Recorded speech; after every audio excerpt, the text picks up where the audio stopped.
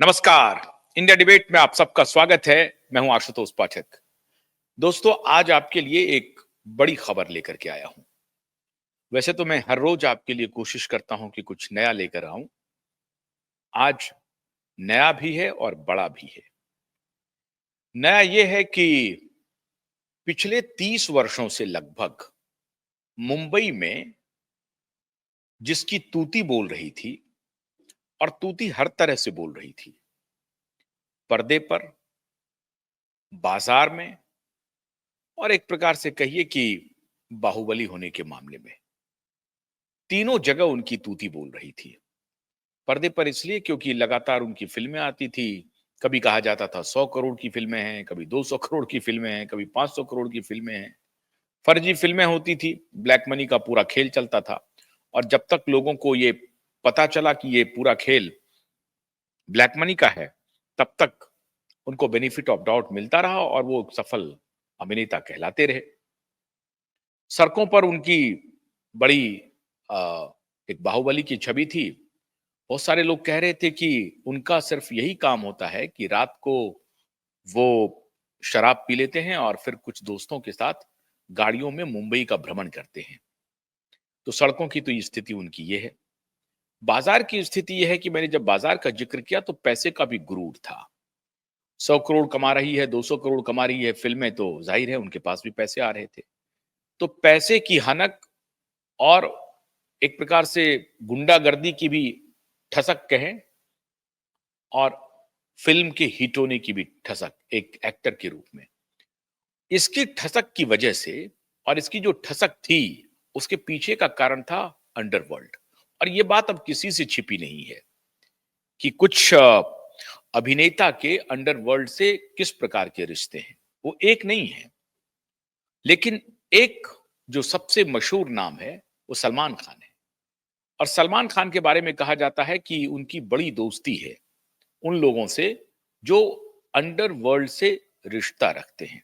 मैं ये तो नहीं कह पाऊंगा कि उनका सीधा संबंध दाऊद से है या नहीं है। है ही होगा, निश्चित ही होगा। वो दाऊद के मेहमान भी होते थे, दाऊद के गेस्ट भी होते थे। जो जिनका दाऊद से कभी संबंध होता था, बाबा सिद्दीकी, उनके ये बड़े करीब थे। और बाबा सिद्दीकी जैसे ऐसे सैकड़ों लोग हैं जिनका अंडरवर्ल्ड में बहुत अंदर तक रिश्ता है, और उनके साथ इस महाशय का भी रिश्ता है, बहुत बड़ा रिश्ता है।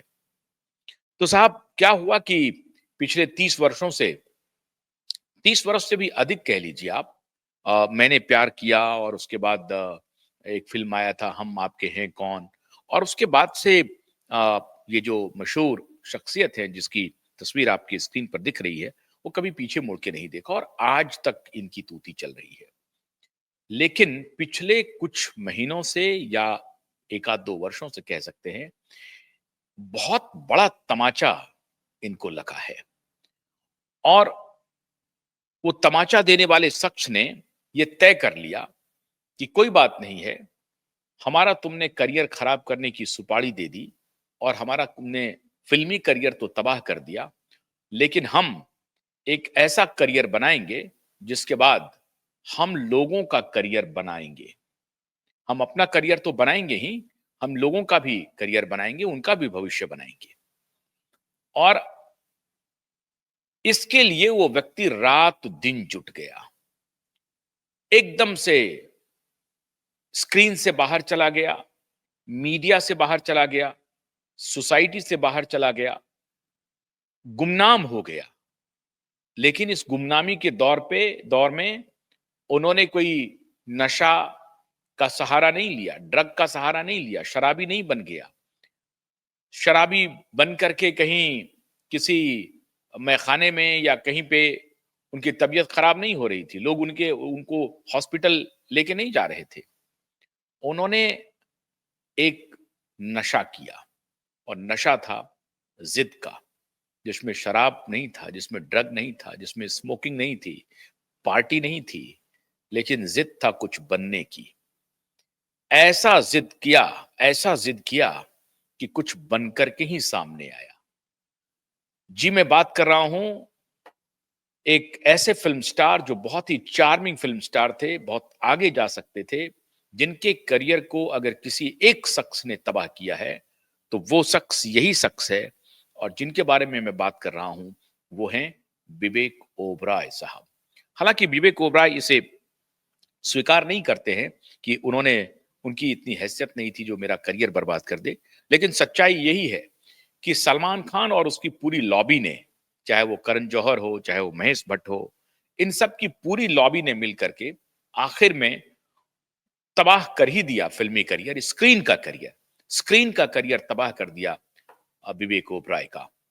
विवेक ओबराय से हो सकता है कि उस दौर में कुछ अपनी भी गलतियां हुई होंगी, लेकिन जो सबसे अ, बड़ी एक प्रकार से वो कहते हैं कि बोन ऑफ कंटेंशन जो था, जो फाइट का, लड़ाई का जो आधार बना, वो बना ऐश्वर्या राय। ऐश्वर्या राय आपके बारे में, आपको मालूम है कि ऐश्वर्या राय के रिश्ते के बारे में सबको बताने की जरूरत नहीं है। कभी सलमान, कभी विवेक ओबराय के साथ उनके नाम जोड़े गए, जुड़े भी, जोड़े नहीं गए, जुड़े ही थे। उन्होंने कभी खंडन भी नहीं किया कि सलमान के साथ उनका रिश्ता नहीं है या विवेक ओबराय के साथ उनका रिश्ता नहीं था।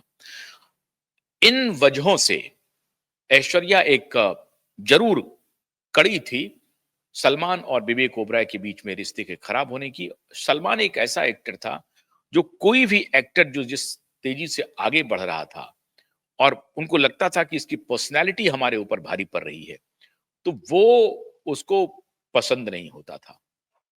बाकी लोग कर लें, कोई दिक्कत नहीं है, लेकिन ऐसे विवेक ओबराय जैसे कदकाठी के एक्टर अगर आ जाएं, आप देखें कि विवेक ओबराय को देखें और दूसरी तरफ आप सुशांत को देखें, तो आपको एक सिमिलैरिटी दिखेगी उनके शरीर के बनावट में या उनकी लंबाई में, उनकी कदकाठी में आपको एक सिमिलैरिटी दिखेगी। और वहीं पर आप सलमान खान को देखें तो सलमान खान में एक, इसमें कोई शक नहीं है, उसमें एक सुंदरता है, और शुरू के जमाने में निश्चित रूप से वो एक सुंदर एक्टर थे, अच्छे एक्टर थे, हसीन एक्टर जिसको आप कह सकते हैं, हैंडसम कह सकते हैं, हैंडसम एक्टर थे। लेकिन बाद के दिनों में उनका सारा हैंडसम जाता रहा। क्यों? क्योंकि उनकी जो विचार इतनी गंदी हो गई कि वो लोगों की सफलता को स्वीकार नहीं कर पा रहे थे। विवेक ओबराय ने अपने को गुमनामी के दौर में ले गया और विवेक ओबराय ने ऐसा मुकाम हासिल कर लिया है मित्रों आज के दिन में, जो ऐसे ऐसे सलमान खान को भी पानी पिला सकता है। और अब सैकड़ों सलमान खान बनाने की हैसियत में विवेक ओबराय पहुंच गए हैं। सैकड़ों सलमान खान, वो खुद तो विवेक ओबराय हो ही गए हैं, वो सैकड़ों सलमान खान प्रोड्यूस करने की ताकत रख रहे हैं। वो कह रहे हैं कि फिल्म करने की आवश्यकता नहीं है, फिल्म इसलिए नहीं करना चाहता हूं क्योंकि मुझे पैसे कमाने हैं। फिल्म में जाकर के काम करना पैसे के लिए अब मेरी वो प्राथमिकता नहीं रही। फिल्म बनाना अगर होगा या फिल्म में किसी को ब्रेक देना होगा, लड़की हो या लड़का हो, एक्ट्रेस हो या एक्टर हो, तो मैं विचार करूंगा, मैं सोच सकता हूं। लेकिन विवेक ओबराय ने अपने आप को इतना सफल कर लिया, एक ऐसा सफल व्यवसायी बना लिया जिनके बारे में अभी कहा जा रहा है कि 1,000 करोड़ का उनका टर्नओवर है या 2,000 करोड़ का टर्नओवर है। वो कहते हैं कि शून्य बहुत इममटीरियल हो गया है मेरे जीवन में। सफलता को मैं इस रूप में देखता हूं कि मैं अपने साथी का, अपने परिवार का, अपने दोस्तों का भला कर सकूं, उनके साथ रह सकूं, उनका आशीर्वाद ले सकूं। इसको कहते हैं संस्कार। विवेक ओबराय पब्लिक में आकर के वो कह रहे हैं, बयान दे रहे हैं कि मेरे लिए अगर कोई ये कहता है कि आपकी 1,000 करोड़ की संपत्ति है, 2,000 करोड़ की संपत्ति है, कितने 1,000 करोड़ की आपकी संपत्ति है, तो वो ये कहते हैं कि शून्य मेरे लिए बहुत महत्व नहीं रखता है। वो तो एक नंबर हो जाता है, एक समय के बाद वो उसमें जुड़ता चला जाता है या माइनस होता चला जाता है। ये एक विषय हो सकता है।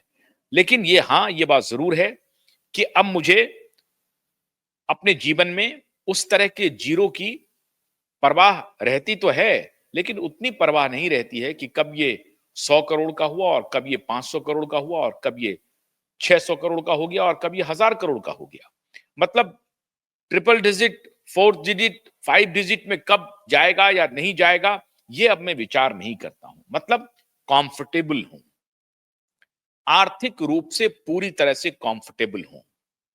खान खान गैंग की हमेशा ये नियत रहती है दो तरह से लोगों के कमर को तोड़ना। एक तो उसे लोगों की स्मृति से बाहर कर देना, बड़े पर्दे से, रियल लाइफ से बाहर करना, और दूसरा पॉकेट उसका बहुत ही कमजोर हो जाए, बैंक बैलेंस उसका बहुत ही कमजोर हो जाए, ताकि फिर वो हमारे पास आके गिड़गिड़ाए। और उनको लगता है कि एक फिल्म स्टार कर क्या सकता है। देखिए, इसी रास्ते पर सुशांत भी बढ़ रहे थे। आज जिस रास्ते पर विवेक बढ़ रहे थे, सुशांत इसी रास्ते पर बढ़ने वाले थे। उन्होंने भी बिजनेस प्लान कर लिया था, अपना पूरा बिजनेस स्ट्रक्चर उन्होंने तैयार कर लिया था। उनको क्या क्या करना था। वो ऑर्गेनिक खेती करना चाहते थे, टेक्नोलॉजी में भी हाथ आजमाना चाहते थे, और वो एक नया मुकाम बनाना चाहते थे, क्योंकि he was not an idiot, he was not a guy like Salman Khan, he was not a guy like other actor. वो एक इंजीनियर था, पढ़ा लिखा आदमी था, वो एक बेहद समझदार इंसान था।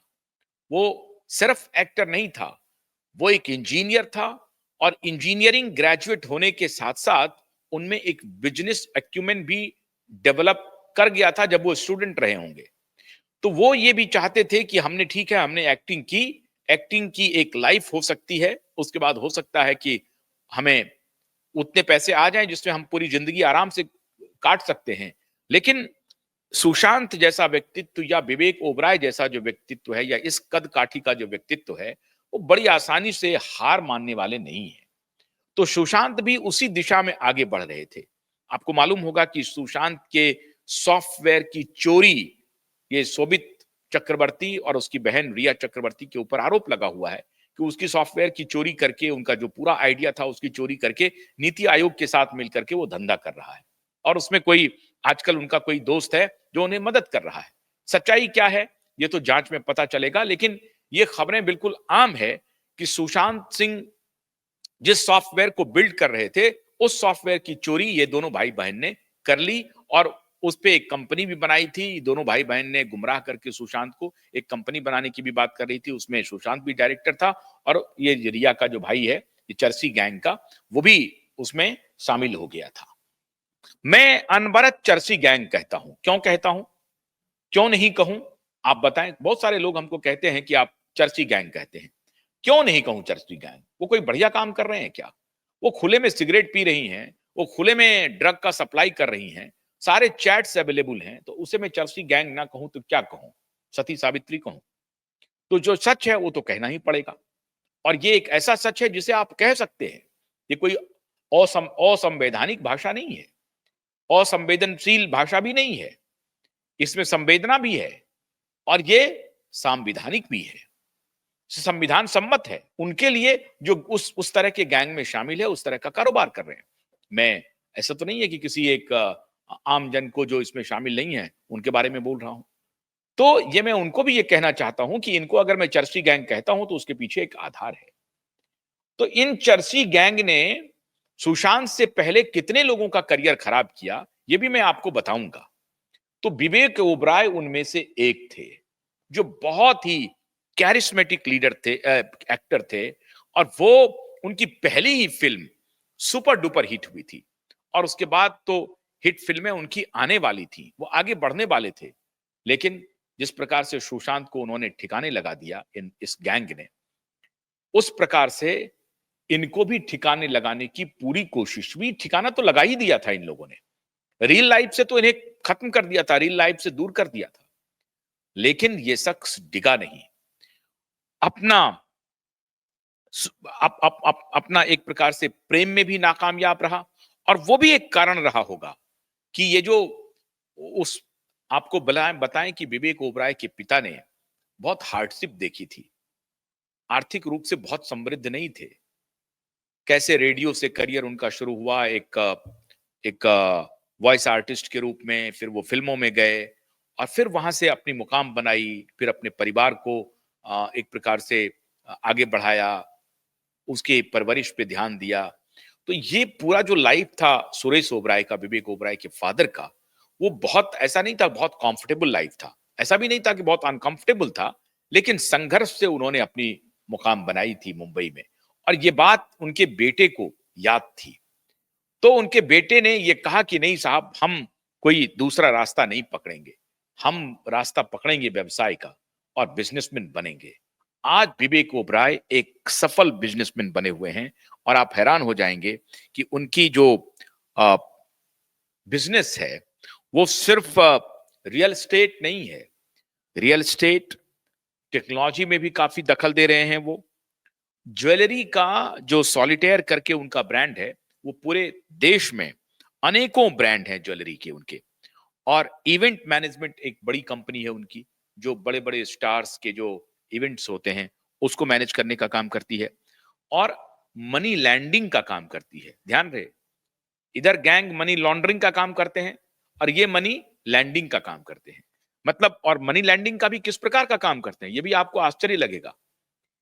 ये स्टूडेंट को, विवेक ओबराय स्टूडेंट को बिना किसी कोलैटरल के लोन देते हैं। जो बैंक नहीं देती है वो विवेक ओबराय की कंपनी देती है। और खास तौर से स्टूडेंट को, स्टार्टअप कंपनियों को विवेक ओबराय फंड करती हैं। बहुत सारे स्टार्टअप को इन्होंने फंड किया हुआ है। इवेंट मैनेजमेंट, मनी लैंडिंग में भी ऐसे क्षेत्र को चुन रहे हैं जहां ये देश का भला कर रहे हैं। ऐसे स्टूडेंट को जिनको पैसे की दरकार है और उनके पास बैंकों में जमा करने के लिए कोई कोलैटरल नहीं है, कोई मॉर्गेज नहीं है, कोई मॉर्गेज, कोई प्रॉपर्टी नहीं है, या कोई ऐसी चीज नहीं है जिसे वो कोलैटरल के रूप में बैंक को दे सकें, या जिसको कहते हैं कि मॉर्गेज रख करके बैंक जिसको लोन देती है, वो रखने के लिए, मॉर्गेज रखने के लिए कोई ऐसी ना तो वस्तु है, ना कोई ऐसी संपत्ति है, ना ही कोई बैंक बैलेंस। अगर बैंक बैलेंस रहेगा तो लोन क्यों लेने जाएगा। तो ऐसे स्टूडेंट जिनके पास कोलैटरल नहीं है, उनको लोन देने का काम करती है विवेक ओबराय की कंपनी। इसको कहते हैं सोशल एंटरप्रेन्योरशिप, समाज को समृद्ध करने का व्यवसाय, जिसमें आपको थोड़ा बहुत प्रॉफिट मिले। आप अगर किसी को लोन दे रहे हैं तो जब वो स्टूडेंट पढ़ाई कर ले, फिर जब नौकरी करेगा तो वो अपनी नौकरी से वो पैसा ईएमआई के रूप में चुकाएगा। लेकिन किसी को पैसे के कमी की वजह से उसकी पढ़ाई नहीं रुकेगी, पढ़ाई नहीं रुकेगी, और कोई कोलैटरल भी उनको नहीं देना है। ये बहुत बड़ी बात है। अब कितने स्टूडेंट को उन्होंने अब तक दिया मुझे नहीं मालूम, लेकिन अगर विवेक ओबराय ने ऐसा काम किया कि हम स्टूडेंट को बिना कोलैटरल के लोन देंगे, तो ये बहुत बड़ी बात है। तो मनी लैंडिंग का भी ये काम करते हैं। और दूसरी तरफ जो जो जो इन्होंने बिजनेस को चुना है, हीरे का, हीरे का कारोबार है इनका, हीरे का ब्रांड इनका चल रहा है, और इन्होंने अपना बेस बनाया दुबई। ये भी ध्यान रखिए, जिस दुबई में अंडरवर्ल्ड की तूती बोलती थी, उसी दुबई में जाकर के विवेक ओबराय ने झंडा गाड़ दिया,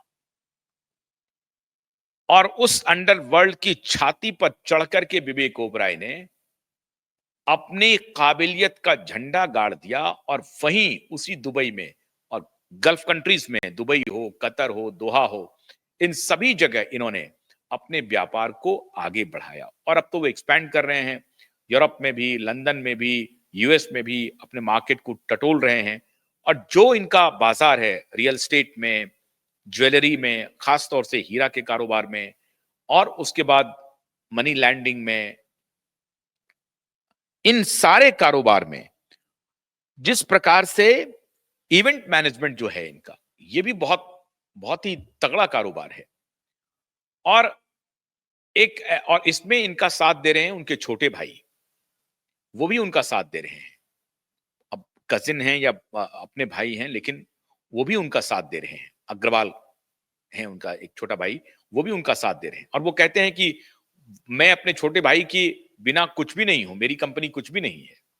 तो एक परिवार के जो संस्कार होते हैं, जो सुरेश ओबराय ने विवेक ओबराय को दिए थे, वो संस्कार आज विवेक ओबराय वापस लौटा रहा है अपने पिता को, और सूद सहित लौटा रहा है। जो संस्कार उन्होंने दिए थे, वो सूद सहित विवेक ओबराय वो संस्कार लौटा रहा है। और विवेक ओबराय की जिंदगी को तबाह करने वालों को वो दिखा रहे हैं कि तुमने तो सोचा था कि मैं इसी प्रकार से नशा करके, ड्रग लेकर के, बाइपोलर बन करके खत्म हो जाऊंगा। जो तुम लोगों की रणनीति रहती है कि पहले रियल लाइफ से अलग करो, पर्दे से बाहर निकालो और फिर उसके बाद उसको चरसी घोषित करवा दो। नहीं होता है तो शराब का ठेका खुलवा दो, ड्रग पहुंचवा दो और प्लांट करवा दो, कोई लड़की प्लांट करवा दो, प्लांट करवा दो और उसको फंसा लो और फंसाने के बाद उसकी जिंदगी को तहस नहस कर दो। तो ये सारा काम करने के लिए इन्होंने कोशिश की भी होगी, लेकिन विवेक ओबराय चलने नहीं दिया किसी की कोशिश को। और विवेक ओबराय एक जिद्दी बिजनेसमैन के रूप में साबित कर दिया कि हु इज विवेक ओबराय। अब विवेक ओबराय की संपत्ति 1,000 करोड़ से तो ऊपर जरूर है, जरूर है। जहां एक्टर को पैसे के लाले पड़ जाते हैं, वो पैसे कमाने के लिए प्रोड्यूसर डायरेक्टर के पास एड़ियां रगड़ते हैं। आज विवेक ओबराय के सामने प्रोड्यूसर और डायरेक्टर आ रहे हैं कि साहब हमें कुछ मनी लैंडिंग हो सकती है क्या, हमें कुछ पैसे मिल सकते हैं क्या जो मैं फिल्म बना लूं। तो विवेक ओबराय अब स्क्रूटनी करते हैं, कौन सा प्रोड्यूसर आ रहा है, कौन सा डायरेक्टर आ रहा है, कौन सा एक्टर आ रहा है, उस गैंग का तो नहीं है। आप हैरान हो जाएंगे कि विवेक ओबराय न सिर्फ बिजनेस में आगे बढ़ रहे हैं, सनातन का झंडा गाड़ रहे हैं। दुबई के एक मॉल में, दुबई के एक मॉल में उन्होंने माता रानी का जगराता कर दिया और जगराते में उन्होंने 2 बड़े गायक को बुला लिया, सोनू निगम और अनुराधा पौडवाल को। जहां 7,000 लोग आए उस जगराता में, जागरण में, माता रानी के जागरण में 7,000 लोग थे। 7,000 लोगों के खाने पीने का बंदोबस्त भी किया विवेक ओबराय ने। तो सनातन का झंडा उधर दुबई में गाड़ रहे हैं विवेक ओबराय, धर्म के साथ चल रहे हैं और राष्ट्र प्रथम देशभक्त अभिनेता भी हो रहे हैं। सनातन को दुबई ले जा रहे हैं मोदी जी से पहले। कतर और दोहा में तो जा ही रहे हैं मोदी जी, लेकिन मोदी जी को गर्व होना चाहिए। लेकिन पता नहीं मोदी जी इनको ढूंढ रहे हैं कि नहीं ढूंढ रहे हैं। ढूंढ रहे होंगे, जरूर ढूंढ रहे होंगे, लेकिन मोदी जी से 2 कदम आगे आगे चल रहे हैं विवेक ओबराय। और माता रानी का, मां जगदंबे का इन्होंने जागरण कर दिया दुबई के मॉल में और कहा कि 7,000 लोगों ने प्रसाद चखा, प्रसाद पाया 7,000 लोगों ने।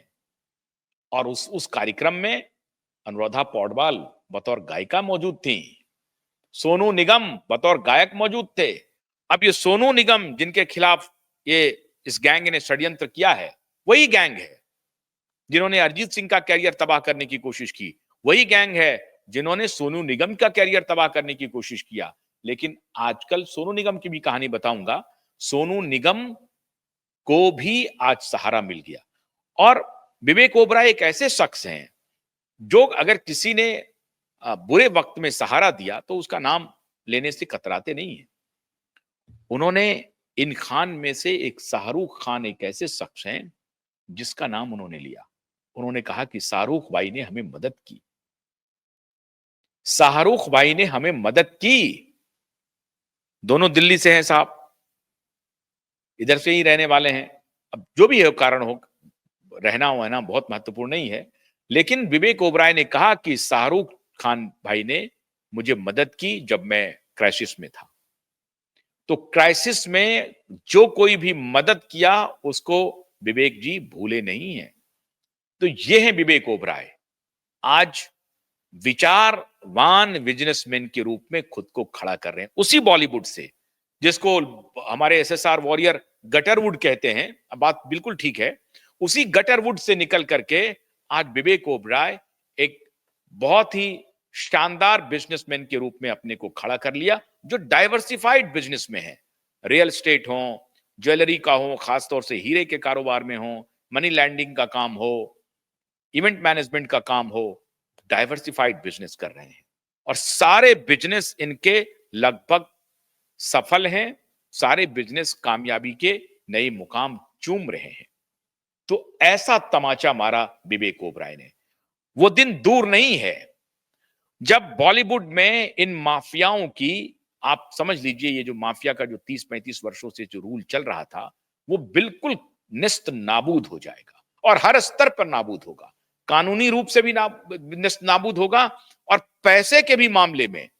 अब ये लोग जो आगे बढ़ रहे हैं, ये पैसे की जो ठसक दिखलाते थे, ये सलमान एंड उनका जो गैंग है, वो पैसे की ठसक भी जाती रहेगी। पंचोली जैसा व्यक्ति फोन करके बोलता है, सूरज पंचोली, कि मुझे सुशांत ने बुरा भला कहा है। बुरा भला उसने किया शराब पी करके, और वो धमकाता है 2 बजे रात को। सलमान खान सुशांत को धमकाने लगता है। तो ये सब अब धमकाने की कहानी और उसको सबक सिखाने की कहानी, ठीक है, एक सुशांत के साथ वाकया हो गया। सुशांत की मृत्यु जाया जाने वाली नहीं है। सुशांत अपना बदला हर तरह से ले रहा है, और विवेक ओबराय जैसे व्यक्ति का सफल होना, ये आप बदला ही मानिए। विवेक ओबराय रियल लाइफ से खत्म होने के बाद भी रियल लाइफ के हीरो बनकर के लौट गए हैं। और ठीक है, अब उनसे पूछा गया कि आप फिल्मों में आना चाहते हैं। बोला, फिल्मों में आने के लिए कोई जरूरी नहीं है कि फिल्मों में आऊं, क्योंकि पैसा अब प्राथमिकता नहीं है। हाँ, कभी सोचेंगे, अगर होगा तो देखेंगे, फिल्म करेंगे। पैसे के लिए फिल्मों में जाने के लिए अब कोई जरूरत नहीं है। स्पष्ट कहा विवेक ओबराय ने कि पैसे के लिए अब मुझे फिल्म की तरफ देखने की जरूरत नहीं है, किसी प्रोड्यूसर डायरेक्टर के पास जाने की जरूरत नहीं है। पैसे वाले हो गए विवेक ओबराय, एक साधारण एक्टर के पुत्र, जिन्होंने अपनी जिंदगी संघर्ष से बनाई, लेकिन बच्चों में संस्कार दिया, और आज वो बच्चा लौटा रहा है संस्कार सूद समेत। हजारों करोड़ की संपत्ति बना करके तमाचा लगा रहा है उन गैंग पर, उन चरसी गैंग पर, जो चरस का और ये ड्रग का कारोबार कर रहा है और पैसे बना रहा है। नकली नोटों के कारोबार में शामिल है, अवैध हथियार के तस्करी में ये पूरा गैंग शामिल है। उस गैंगस्टर को आज विवेक ओबराय ने एक कैसे ईमानदारी से एक बिजनेस करके अपनी छवि बनाई जा सकती है, ये सबूत पेश कर दिया विवेक ओबराय ने। ये जो नई जानकारी मुझे मिली विवेक के बारे में, आप सभी दर्शक जानते भी होंगे, लेकिन जो दर्शक नहीं जानते हैं उन्हें जानना चाहिए। आपको अगर ये वीडियो अच्छा लगा है तो मैं आपसे आग्रह कर रहा हूं विदा लेने के पहले कि आप लाइक कीजिए, शेयर कीजिए। जिन्होंने हमारे चैनल को सब्सक्राइब नहीं किया है, मैं हाथ जोड़ करके विनती कर रहा हूं, वो सब्सक्राइब भी करें, हमारे फेसबुक पेज को भी फॉलो करें, एक्स को भी फॉलो करें, और QYIB.in जो अंग्रेजी में हमारा OTT प्लेटफॉर्म है, हिंदी में PrakashTV.in, उसे भी लॉग इन करना ना भूलें। तो ये मेरा अनुरोध है आपसे कि सब्सक्राइब, शेयर, लाइक जरूर करें। बहुत बहुत शुक्रिया। नमस्कार।